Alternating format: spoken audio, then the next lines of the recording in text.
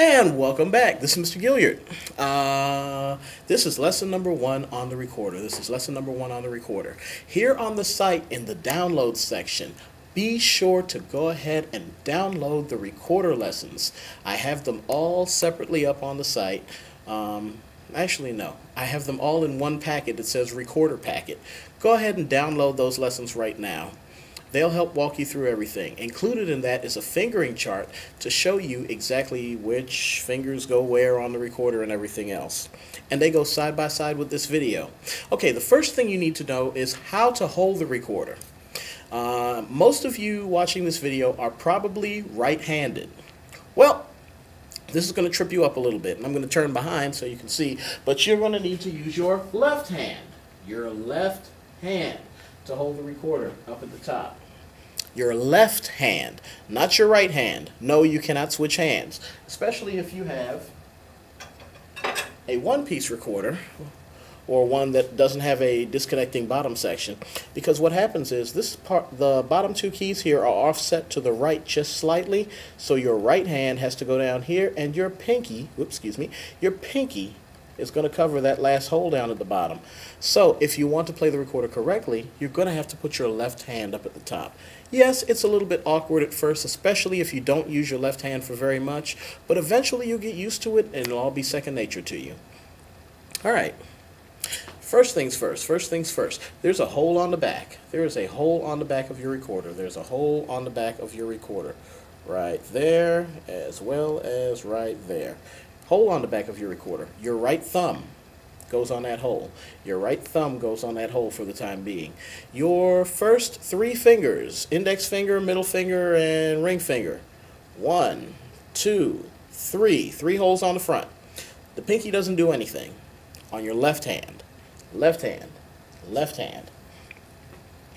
Your right hand, for the time being, is going to go underneath of, see this fourth hole right here? Because this first hole, the second hole, and that third hole, this fourth hole right here, your right thumb is going to go behind that fourth hole. Because what happens is, 1 finger, 2 finger, 3 finger, pinky, just like I showed you a few seconds ago. Okay, for the time being, they're just going to kind of hover over top of it here, and you're going to use that thumb to balance it out. The recorder, of course, it's curved to sit right on top of your lip like this. Now, when you play your recorder, some people have the tendency to just want to take it up and go, which will eventually have you hyperventilating and passing out. You don't want to do that. What you want to do is go 2, 2, 2, as in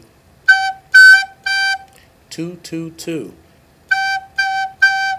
while you're playing. You don't have to blow hard. Blow soft.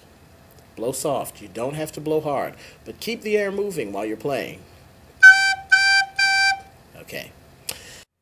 Okay, your first note on recorder is going to be B. Thumb and first finger. Your first note on recorder is B. Your thumb and your first finger. Now,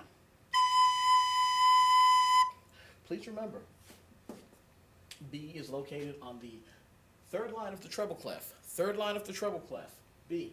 You'll notice this illustration right here roughly matches up with the same amount of fingers that you have here on the recorder.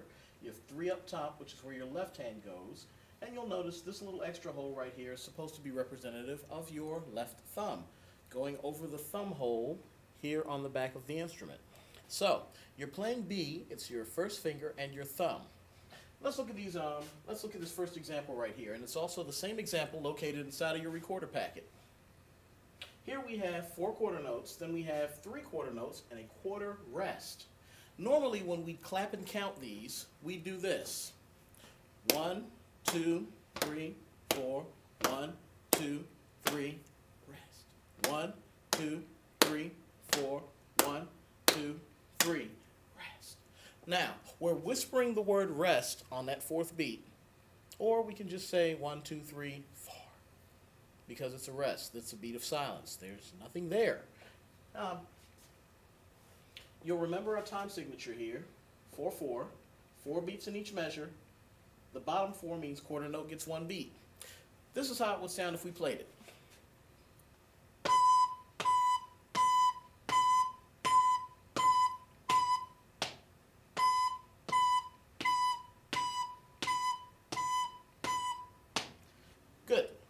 that is B.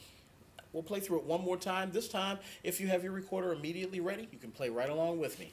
Here we go. 1, 2, 1, 2, ready, and.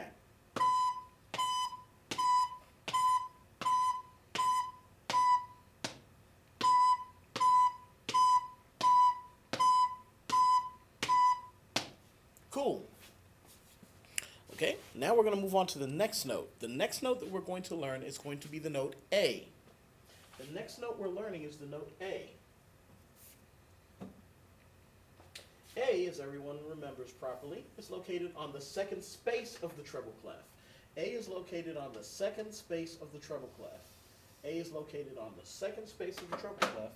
A is played with your thumb, first finger, and second finger hole covered. So, you've got your thumb, first finger, and second finger hole covered. Thumb, first finger, and second finger hole covered.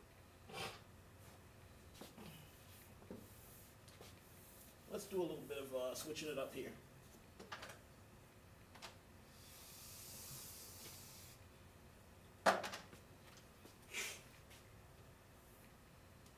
Okay.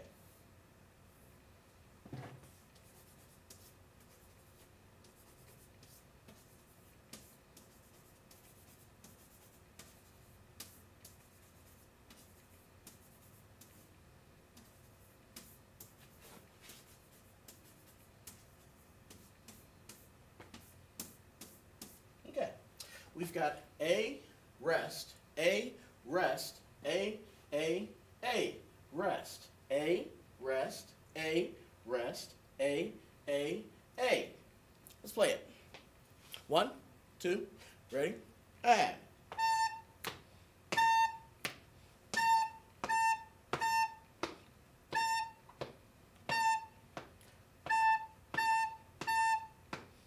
Cool. All right, and after that, we're about to put both of them together, B and A. Cool, so now we've already played A, thumb, first two fingers. We've played B, thumb, and first finger. Let's put them both together, B and A notes. Here's what it sounds like. B, rest, A, rest, B, rest, B, A, B. Notice we're not putting any rests in between the B and A over here in this third measure. So you're going straight from B, A, B, A, B, B, B. So let's give it a shot. 1, 2. So you can see the music. Here we go.